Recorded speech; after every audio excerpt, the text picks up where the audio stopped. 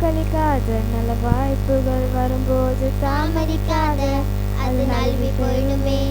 தட்டி கழிக்காத நல்ல வாய்ப்புகள் வரும்போது தாமதிக்காத அது நழுவி போயிடுமே. தினந்தோறும் வேதத்தை நீ தியானம் செய்திடு, தீய குணம் எல்லாம் மாறி போகுமே. தினந்தோறும் வேதத்தை நீ தியானம்